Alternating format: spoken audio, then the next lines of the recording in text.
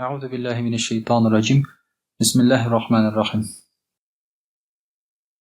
Muhterem Müslüman kardeşler, Allah Subhanahu ve Teala'ga barcha maqtovlarimiz, hamdsanelarimiz varıp dursun inşallah. Onun sevgili Habibi Muhammed Mustafa sallallahu aleyhi ve sellem'nin ruh şeriflerine etken salavat şerifelerimiz irişe kursun. Hamda indi har barcha bizden devam etken merhumalarımızın, sahabe-i kiramlarımızın, ustazlarımızın, şeyhlerimizin, endi şu dinimizge fayda getirgen galimlerimizin ruhlarını Allah Teala ruhlarını şad kılıp, urunlarını cennetine kılsın. Allah Teala isenlerge, şulay septen bizlerge, her Müslüman kardeşlerge iki dünya baktı hem derecesi versin, günahlarını gafur eylesin, rahmetinden ayırmasın, hoşkanların ötepleyenlerden tılıp işarıga nasip etsin. Allah Teala urunlarımızın dereceli sözlerimizden ötemli kılsın. Muhterem kardeşler, endi bugün sileşip giden sözümüz bulur Allah birsa takvalık turunda. Yani takvalıkның neticeleri turunda. Takvalıkны men aytmayм tege.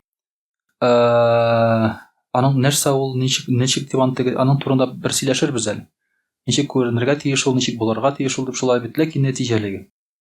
Таквалык гарәп теленнән тәрҗемә иткәндә саклану дип тәрҗемә ителә. Иттақуллах дигәндә Аллаһтан куркыгыз дип тәрҗемә итәргә була, шулай бит. Тәрҗемә итәргә була сакланыгыз дип. Сакланыгыз дип Аллаһтан түгел, сакланыгыз гөнаһлардан. Мәсәлән, иттақуннар, тамуктан сакланыгыз. Яки тамуктан куркыгыз гына түгел, шулай бит, сакланыгыз. Чөнки була куркырга, ләкин сакланмаска. Шуңа күрә дә тақва дигән сүз ул инде курку гына түгел, шулай бит, ә инде саклану да. Аллаһ Тәгаләнең ачуыннан, аның газабыннан өзеңне саклау. Инде сахабалардан сораганда тақвалык нәрсә соң ул дигәндә, ул әйтте, Гомар радиллаһу анһу әйткән, менә ди, чәнечкеле үләннәр арасына керсәң ди, тигәнәк була инде безнеңчә. Бездә инде сырганак дигән нәрсә бар тагын, шулай ишеткәнегез бармы? Сырганак дигән, бер кирип чыксаң, бүтән штаныңа ябышып чыга. Менә шундый җиргә керсәң ди, нишлисең ди, беренче булып ди. Штаныңны күтәрәсең ди, киемнәреңне күтәрәсең ди, ябышмасын дип ди. Менә ди, тақвалык та ул шулай ди. Яшәгән вакытта сакланырга ди. Үзеңне саклау. Гөнаһка якын килмәскә. Гөнаһны күрдең икән, ишеттең икән, аннан ерак торырга. Менә шушы рәвешле инде ул тақвалык була ди. Менә шулай итеп, мөхтәрәм кардәшләр, тақва булыгыз дигән Аллаһ Субханаһу ва Тәгаләнең шулай безгә сүзләре бик күп. Инде кеше тақва булса, кайбер кеше бит үзен тақва дип саный. Кайбер кеше инде киресенчә, мин бик гөнаһлы дип уйлый. Бәлки үзен гөнаһлы дип уйлаган кеше күңелендә тақвалык дигән хис бардыр. Бәлки үзен тақва дип уйлаган кешенең гамәлләрендә тақвалык юктыр. Менә шуңа күрә тақвалык булса кешедә, ул нинди була? Шуның турында зирәк карап китик әле. Тақвалык, беренчедән, тақва булган кеше ул изгелек кыла һәм гыйбадәт кыла башлый. Ягъни Аллаһ Тәгаләдән куркам дип, ләкин намаз укымаган кешене без тақва дип әйтә алмыйбыз. Ул курыкмый да, ул шулай бит сакланмый да. Бу сүз генә. Бу болтология, моның бернинди нигезе юк. Тақва кешенең беренче сыйфаты ул Аллаһ Тәгалә кушканнарны үти. Алладан куркам дигән кеше Аллаһ Тәгаләнең кушканнарын үти. Моңа бөтен ислам диненең нигезләре керә. Намаз да керә, ураза да керә, моңа бөтенесе керә. Гөнаһлардан саклана. Моңа керә шулай бит, ул изгелекләр кылырга тырыша. Савап эшләргә тырыша. Шуңа күрә дә иң беренче сыйфаты ул да булса Аллаһ Тәгаләнең кушканнарын үтәү. Без инде сезнең белән бер хадисне әйтеп киткән идек шулай бит. Аллаһ Тәгалә әйтә, кылым миңа якыная бары тик фарыз гамәле кылып кына ди. Ва мaqtaraba abdu ilayya illa maftaradtu alayh. Миңа кылым ди Аллаһ Тәгалә әйтә, якыная ди бары тик фарыз гамәле кылып кына ди. Башкача юл юк. Аллаһның кушканнарын үтәп кенә якынаеп була. Димәк, тақва буласың килсә, Аллаһның кушканнарын үтәргә кирәк. Аллаһ Тәгалә кушмаганны түгел, үзеңнән чыгарып түгел, Аллаһ Тәгаләнең кушканын. Шуннан башларга кирәк. Икенчесе ди, тақва кешенең теле дөрес була. Ничек дип дөрес була? Шыма буламы? Югыш буламы? Тақва кешенең теле ялганнан саклана. Бохтаннан саклана. буш сүздән саклана, кешене мыскыл итүдән, кимсетүдән саклана. Ягъни аның теле дөрес эшли башлый. Аллаһы Тәгалә кушкан буенча эшли башлый шулай. Күп очракта чыннан да менә бу телебез белән без бик күп зыян китерә алабыз һәм файда китерә алабыз. Шуңа күрә дә тәкъва кеше, Алладан курыккан кеше үзенең телен саклый башлый. Дөрес әйбергә куллана башлый. Курка ул артык бер сүз әйтүдән, шушы сүз өчен җавап бирүдән. Курка башлый. Чөнки һәрбер сүз өчен инде Аллаһы Тәгаләнең бар язып торучылары, бар күреп торучылары, шушы һәрбер сүзләребезне безнең алар исәпкә алып торалар.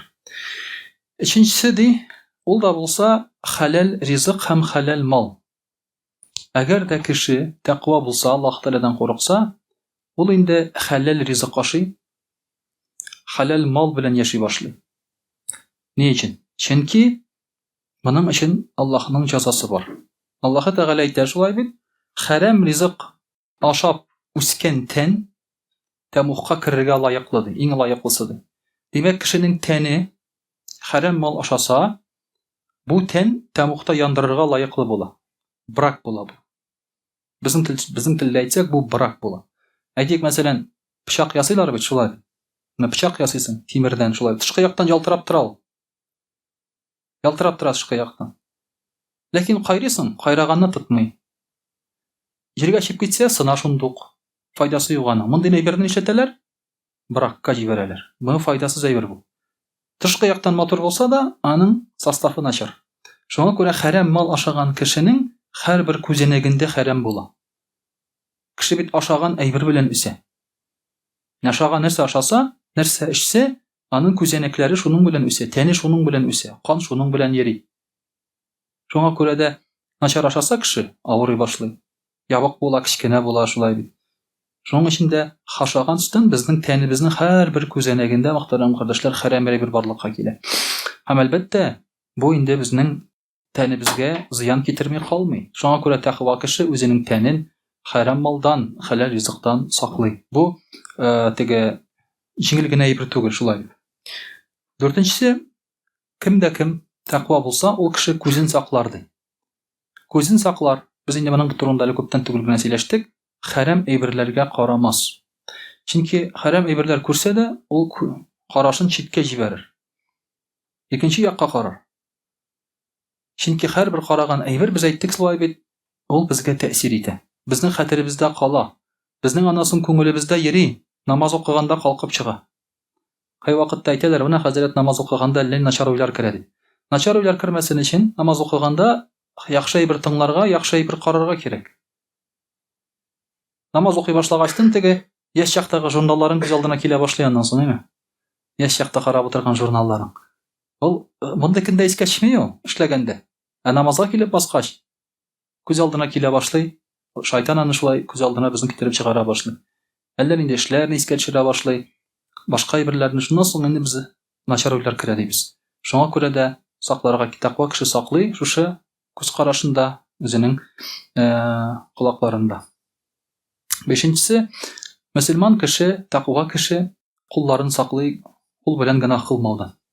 Ягъни хәрам әйбергә кагылудан саклый кулын. Хәрам әйбергә шулай бит инде сузылудан, урлаудан, кеше сугудан. Ягъни ул инде хәзер үзен кулда тота. Тәкъва булмаган кеше ул чамалап тормый ул. Башта эшли, аннан соң уйлый. Әйберне урларга мөмкин, алырга мөмкин, хатын-кызга кагылырга мөмкин, я булмаса кешегә китереп сугарга мөмкин, аннан соң уйлый. Тәкъва кеше саклана. Ул уйлый, туктале ди. Дөрес булыр микән бу ди? Хәрам түгел микән бу ди? Менә шуңа күрә кулларны, мөхтәрәм кардәшләр, шулай ук сакларга кирәк. Тел белән генә кылынган кебек, куллар белән дә без гөнаһлар кылабыз. Шуңа күрә дә кулын саклар бу кеше ди. Алтынчысы ди, бу кешенең күңеле чиста була. Ягъни, кешеләрдән көнләшми. Кешеләргә начарлык теләми. Начар уйламый кешеләр турында. Тәкъва кеше күңелен чиста тота. Менә бу да бик мөһим. Чөнки бүгенге көндә кул белән, тел белән дә зыян китермәсәк тә, күңелебездә йөри ниндидер авыр хис кешеләргә карата. Тәнкыйть гел ниндидер негатив, гел ниндидер алардан начарлык күрү, көтүү начарлыкны шулай бит. Алар турында начар сүз сөйләү, яла ягуга кирип китә кайчагында. Ягъни шулай итеп, күңелебездә кешеләргә карата менә шундый начар уйлар һаман яшәп тора. Андый кеше белән сөйләшергә дә авыр. Мәсәлән, кайбер кешеләр бар, сөйләшә башласаң, бу ялганчы, бу теге, бу фәлән, бу бөтен кеше турында начар уйлый. Үзең дә кай вакытта аптырап, арып, туеп китәсең бу кешеләрнән соң. Чөнки аның күңелендә дөньяга карата нишләптер менә шушындый начар караш яшәп тора. Шуңа күрә дә күңелне чистарту бигрәк тә мөселман кешеләренә карата. Мөселман булмаган кешегә карата начар уйларга тыелмый. Чөнки аның турында нәрсә уйласаң да шулай бит ул дөрес булырга мөмкин. Ләкин мөселман кешесе турында начар уйларга ярамый. Һәм бигрәк тә начар уйларга ярамый Аллаһ Тәгалә турында. Аллаһ Тәгалә турында начар уйларга ярамый. 7-нчесе ниятне чиста итү. Ният ихлас булырга тиеш. Нәрсә генә эшләсәк тә, һәрбер эшләгән эшләребезнең нияте Аллаһ ризалыгы өчен. Ниндидер нәфис түгел, ниндидер дөнья максаты түгел шулай бит. Кешегә зыян түгел, мәкер түгел, инде ихлас ният булырга тиеш. Гыйбадат кылсаң да, изгелек кылсаң да. Менә шушы ихлас ният белән безнең гамәлләребез дөрестләнә һәм гамәлләребезне Аллаһ Тәгалә кабул итә. Тәкъва кешенең сыйфатлары шундый була. Менә шулай итеп, мөхтәрәм кардәшләр, без санап киткән әйберләрне хәзер карап үзебезгә туры китереп карыйк. Бездә бармы бу сыйфатлар? Бәлки нәрсәдер җитеп бетмидер шулай бит. Менә шулар өстендә эшләп, без үзебезнең тәкъвалыгыбызны күтәрә алабыз. Чөнки Аллаһ Тәгалә каршында безнең дәрәҗәбез тәкъвалык белән исәпләнә. Кылган гамәл белән түгел, тәкъвалык белән. Гамәлләрне күп кылырга була. Әгәр дә изге гамәл кылып җәннәткә кирип булса, үлер алдыннан миллиардерлар бөтен миллиардларын бирерләр иде, җәннәткә керерләр иде. Ләкин алай кирип булмый. Бу гамәлне кылган вакытта тәкъвалык булырга тиеш. Аллаһ Тәгаләдән корку, аннан саклану, гынахларыннан саклану, тәмуктан саклану булырга тиеш. Гамәл үзе бер нәрсә тормый. Тәкъвалык булмаса, ихлас ният булмаса, әгәр дә чиста күңелең булмаса. Әйтик, без беләбез, бер хатын-кыз, зина кылучы хатын-кыз эткә су эчереп җәннәткә кергән. Мин чүгереп чыгам да, монда бер эткә сирәк су эчерәм дә, мин җәннәтле буламмы? Юк. Мин җәннәтле булмыйм аңа карап. Я шалтыратып әйтәм хәзер үзенең секретаремә шулай бит. Слушай, ты, анда бер 5 эткә су эчер әле анда. Мин җәннәткә керәмме? Юк. Чөнки бу эткә су эчергәндә ул хатынның күңелендә, йөрәгендә тәүбә, үкенү, чисталык булган. Шул вакыт, шул изге гамәл белән ул җәннәткә керә, күңелең чисталыгы белән, тәкъвалыгың белән. Менә шуңа күрә, мөхтәрәм кардәшләр, иң беренче шушы тәкъвалык турында үзгә инде уйланырга кирәк. Гамәлләребезне шундый итеп кылырга кирәк. Әлхәмдүлилләһ, гамәлләр бүген кылына. Әмма кылган гамәлләр белән күңелләребезне үсендерергә кирәк шушы рәвешле. Иншаллаһ, рус телендә сөйләп китербез.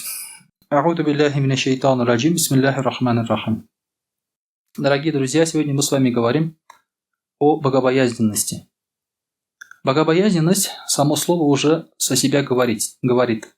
То есть бояться Бога. Но бояться Бога — это не страшиться чего-то страшного. Бог не страшный.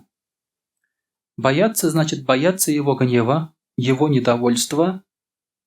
Бояться, если можно так выразиться, в кавычках, так скажем, подвести Его, потому как Он возложил на нас обязанность поклоняться Ему, соответственно, мы должны эту обязанность выполнить. То есть у нас должно быть такое чувство, что мы несем ответственность. Соответственно, чувство долга, чувство не подвести кого-либо таким образом. То есть богобоязненность, оно расшифровывается гораздо шире. Не просто бояться Аллаха. Бояться можно разных вещей. Когда собака выходит на тебя, например, бояться собаки, и в этом ничего страшного нет. Но это не богобоязненность. Это не такая боязнь Бога, так скажем. Также, дорогие друзья, ученые говорили бояться Аллаха или же беречь себя от грехов. от харама, от того, что Аллах недоволен. Вот это, говорит, есть богобоязненность. У кого появляется богобоязненность, то живет довольством Аллаха, дает отчет каждым своим делам и прежде всего думает, что бы сказал Аллах, или как бы меня вознаградил Аллах за это дело, тот обретает определенное, то есть чувство богобоязненности. Богобоязненность, она должна сопутствовать везде, даже когда мы тахарат берем. Однажды один сахаба брал тахарат, и пророк саллаллаху алейхи ва саллям сказал: почему ты делаешь исраф, то есть много воды льешь?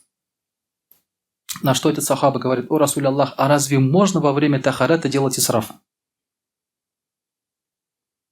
То есть воды много, и ты тратишь ее на хорошее дело. Разве здесь уместен исраф? На что пророк саллаллаху алейхи ва саллям сказал: исраф будет даже тогда, когда ты берешь тахарат на краю протекающей реки. Вода неисчерпаема. То есть ты можешь оттуда брать, лить, сколько хочешь, бочками. И там вода не уменьшится. Но даже тогда будет исраф. Представляете? То есть богобоязненный человек, он даже в таких делах думает о довольстве Аллаха, о богобоязненности. Вы скажете, вот сколько воды нужно для тахарата? Вы скажете, сколько нужно, как думаете? Пророк саллаллаху алейхи ва саллям брал тахарат литром воды. Литр. Когда мы здесь кран открываем,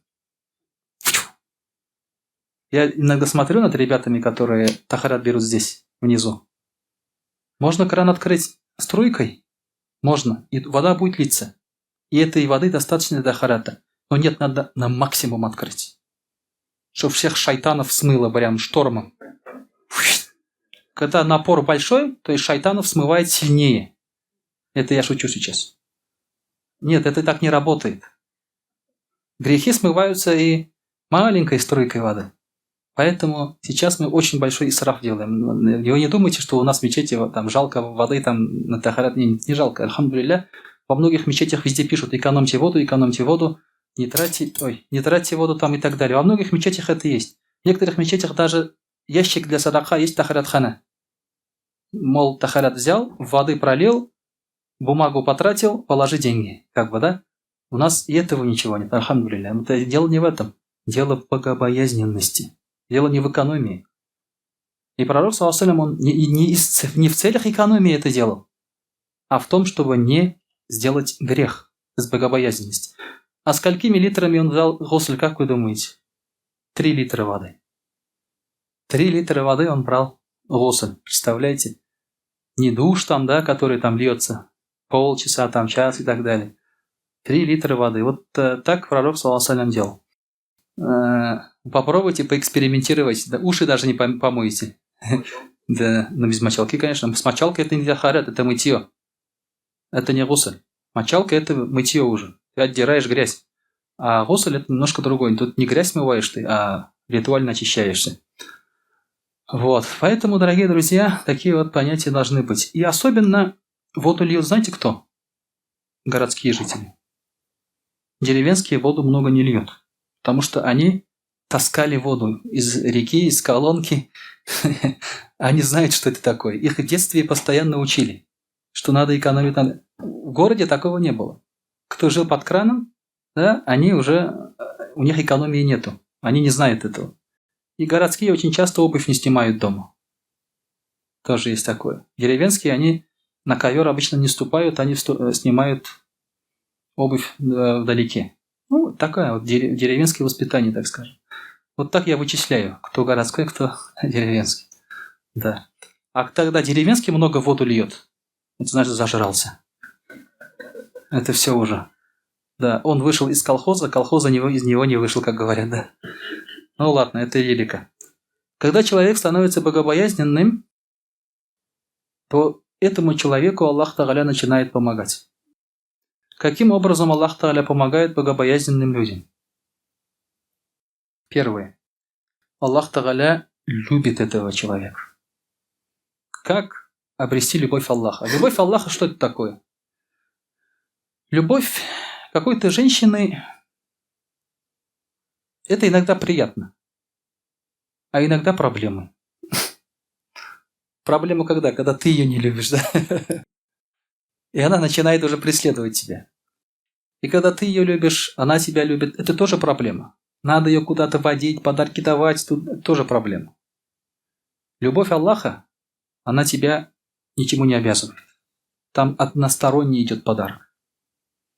Аллаху от тебя ничего не надо.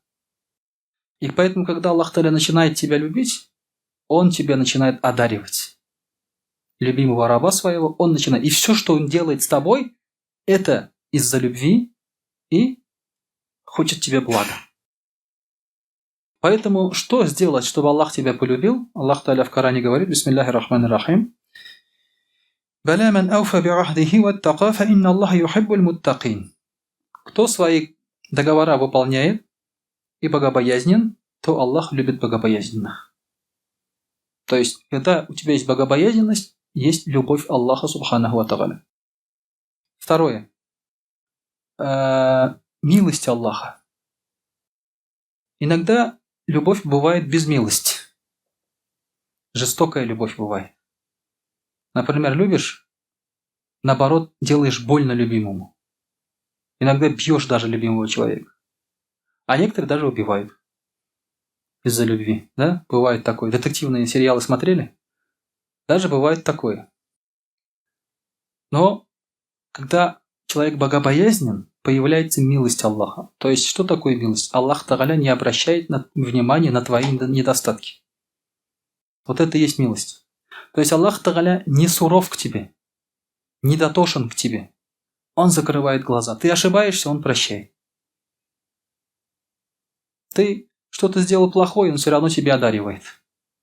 Это милость Аллаха называется. Когда лишается человек милости Аллаха, то к нему пристальное суровое внимание. За каждое дело, и все идет уже расчет. А если так посмотреть, то человек постоянно получает наказание. Потому что мы не идеальны.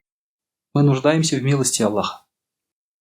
Аллах Та'аля говорит, бисмиллахи рахмани рахим, «Вахада китабун анзальнаху мубаракун фаттаби'уху ваттаку ла'аллакум турхамун». Эта книга, которую мы вам дали, она благодатная. Исследуйте этой книги и будьте богобоязненны, возможно, Аллах будет милостив к вам. То есть, богобоязненные получают милость Аллаха. Третье. Что получает богобоязненный человек? Получает суперспособность. Он становится суперменом. Какую суперспособность он получает? Он начинает различать благо от зла, добро от зла. Сейчас люди не различают добро от зла. Потому что когда нет богобоязненности, все смешано. А разум может все оправдать. Разум может все оправдать. Он под себя может подстроиться, под нафс может подстроиться. И только богобоязненность нам говорит. Чуйка появляется. Хорошо, плохо. Аллах Та'аля в Коране говорит, бисмиллахи рахмани рахим, «Я аюхаллазина аману ин таттакуллаха ядж'аль лакум фуркана, ва юкаффир анкум сайиатикум, ва ягфир лакум, валлаху зуль фадли азим». У те, которые уверовали, если вы будете богобоязненны, то Аллах даст вам возможность различать. Вот этот фуркан, состояние фуркан, возможность различать. Он простит вам грехи, помилует вас. Поистине Аллах обладатель высокого положения. Большой благодати. И вот таким образом Аллах Та'аля дает тебе такую способность. Мы очень нуждаемся в ней. Сейчас вот политологи, когда начинают рассуждать о какой-либо ситуации, в стране, в мире, там, например, да, разные мнения. И кого бы ты ни послушал, везде кажется, что это правда. Везде кажется, что это истина, что в этом ничего плохого нет. Вот китайцы, например, уйгуров сажают, да, в концлагеря. Мы так говорим. Концлагеря, 1 миллион человек, там туда-сюда. Они как говорят? Мы экстремистов перевоспитываем. Это не концлагеря, это лагеря перевоспитания. Они там учатся быть гражданами, учат китайский язык, там туда-сюда, там и так далее. То есть люди говорят, ну да, реально, надо перевоспитывать, правильно, если человек нехороший, как бы, да, надо его перевоспитывать. И когда ты слушаешь мнение людей, ты всему можешь поверить и запутаться, если у тебя нет фуркан. вот этой чуйки в сердце. И тебе все кажется логичным, все кажется правильным. Ты веришь всему, что говорят. Поэтому человеку нужен фуркан. Богобоязненность это дает. Четвертое. Что дает богобоязненность? Баракат.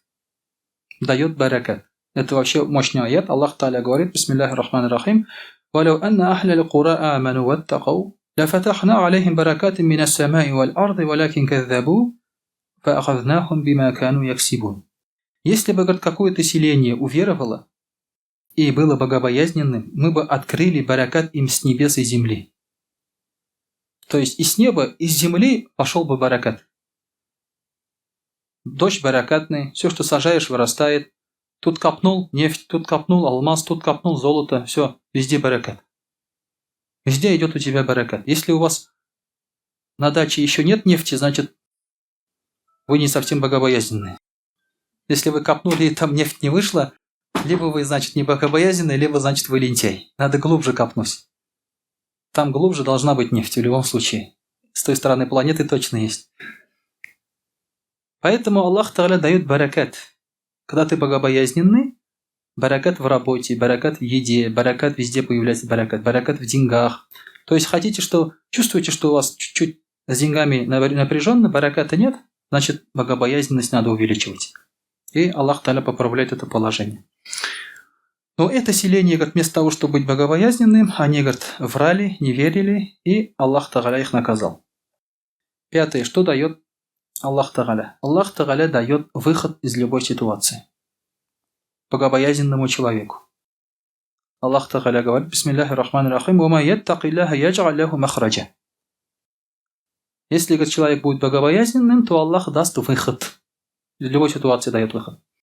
Даже без безвыходных ситуаций. В истории хватает, когда богобоязненные выходили из разных ситуаций. Однажды один человек, точнее была одна женщина, израильтянка-то, иудейка. Она была очень красивая. И она торговала с собой. У нее были всегда открыты двери. Она сидела дома. Раньше к ним домой ходили. Сейчас эскорт называется, вызывают как бы, да? Раньше к ним домой ходили. Вот сейчас я бизнес-план уже это, да, кому-то дал. Сейчас меня послушают какие-то нехорошие люди. Раньше к ним домой ходили. Она сидела дома, люди приходили, открывали. Она была очень красива, то есть специально одета. И люди платили, то есть и делали свое дело. Она разбогатела на этом.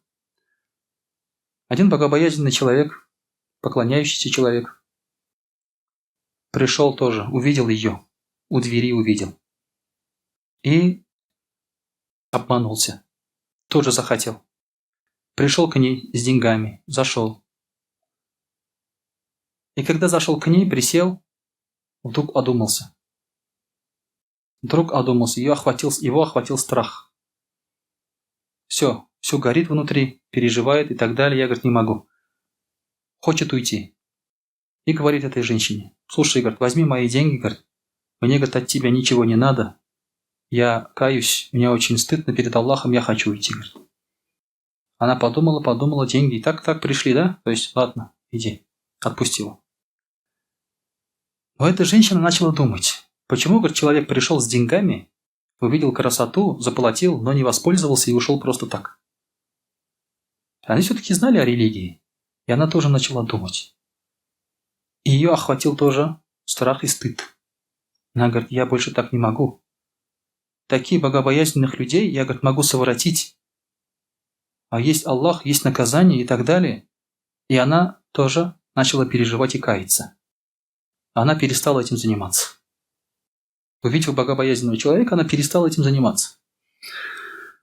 В итоге она сдала себе слово. Я, говорит, должна найти этого человека и выйти за него замуж. Чтобы исправить это все положение, чтобы я была спокойна и так далее. И пошла искать. Нашла. В каком-то селении нашла этого человека. Открыла дверь. Тут зашла к этому человеку, постучалась, точнее, он открыл дверь, увидел ее. И вспомнил, что он хотел сделать, этот мужчина. И от страха у него сердце разорвалось. Он умер. увидел эту женщину, прелюбодейку, вспомнил свой грех, он еще не совершил, но вспомнил свой грех, ему стало стыдно, и от этого страха он умер. Эта женщина в шоке, сейчас не знает, что делать. Замуж пришла выйти за него, а он умер. Она вышла замуж за его брата. Отдала ему все свои деньги. Я, говорит, ничего из этого не хочу. Я, говорит, покаялась. Я хочу просто быть богобоязненной. Тот принял, они поженились. У них родились дети. У этих людей. И все дети эти были пророками. И все дети были пророками. Аллах Тааля дает выход из любой ситуации, дорогие друзья, если ты богобоязнен. Ты можешь жизнь поменять. Ты можешь греха избежать. Ты можешь в рай попасть. Тебе люди ничего не смогут сделать, если ты богобоязненный. Поэтому Аллах Тааля дает выход богобоязненным. Если ищешь другие пути выхода, просто погибнешь. Также Аллах Тааля спасает богобоязненных от ада. И они легко проходят через сират. Через сират, то есть через мост. Мы с вами как раз в судный день проходили сират. Аллах Тааля говорит: Бисмиллахи рахмани рахим. Мы спасем, говорит, богобоязненных, а залимы, несправедливые, останутся стоять на коленях. Богобоязненные спасутся в судный день. В любой ситуации. И в измучении в могиле, и в сират, когда будет проходить, и хисаб, когда будет проходить. Только богобоязненные. Я вам уже говорил, что Аллах Тааля взвешивает дела, а не считает. Потому что когда считаешь, много получается, а когда взвешиваешь, то, что ты посчитал, будет мало. Веса нет. Поэтому Аллах Тааля взвешивает, а не считает. Некоторые люди гонятся за количеством, а надо гнаться за качеством. Каждое дело должно быть качественным благодаря богобоязненности. И седьмое, что Аллах Тааля, это не все, конечно же, много, там можете еще найти сами. Аллах Тааля дает рай богобоязненным. Аллах Тааля говорит: Бисмиллахи рахмани рахим. Инналь муттакина фи макамин амин. Поистине богобоязненные в благополучном месте. Фи джаннати ва хуюн. В раю, около рек. Наслаждаются там и так далее. То есть богобоязненные люди обретают рай. Небогобоязненные, соответственно, не обретают. Поэтому наша цель, естественно, это довольство Аллаха, наслаждение в раю, в конце концов. Мы же в этом мире хотим наслаждаться, но не всегда получается. Не всегда получается. И почти всегда не получается, если честно сказать. Что бы мы ни делали вокруг себя, какие бы райские условия не создавали, не получается. Когда у меня вот ничего нет, я сижу. Но не могу долго сидеть, начинает болеть нижнее полушарие мозга. То есть вроде бы такие условия хорошие, да? Сидишь просто, никуда не спешишь, ничего делать не надо, но долго сидеть не получается. Ложишься, долго лежать не получается. У меня сейчас 3-месячный ребенок. У этого ребенка нет никаких забот и проблем. Никаких. Вот утром просыпается, открыл глаза. Хотел поесть, тут под боком мама. Там комбинат туда-сюда, да? Все, еда там, все есть, пить даже не надо. Все, и питье, и еда там. Тепло, чуть-чуть холодно укрыли, пописал, поменяли, никуда ходить не надо. Но этот ребенок лежит 5-10 минут и начинает крутиться, вертеться, хочет встать. Не может лежать в одном месте. Поэтому в этом мире того комфорта, которого мы хотим. Ладно, вот у нас ребенок сейчас переворачивается. Я думаю, как? Я наблюдаю. Раз перевернулся ребенок на живот. Думаю, успокоится, сейчас нет. На спине лежит, ему неудобно. На живот лег.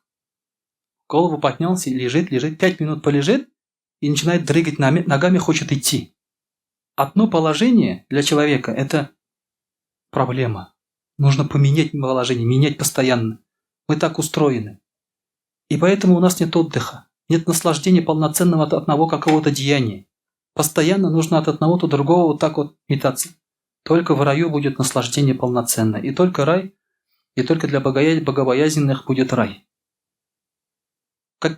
Какой бы у нас образ жизни не был, в каком бы мы удобстве не жили, что нас ничего не беспокоит вроде, все равно в этом мире у нас райских условий не будет. Мы не сможем этого добиться. Многие пытались, но не смогли. Поэтому, дорогие друзья, богобоязненность даст нам как раз то, к чему мы стремимся и в этом мире, и в ахирате. وأقول قولي هذا واستغفر الله الغفار لي ولكم ولسائر جماعة المسلمين الحاضرين أجمعين إنه هو الغفور الرحيم الجواد الكريم وسميع الدعاء.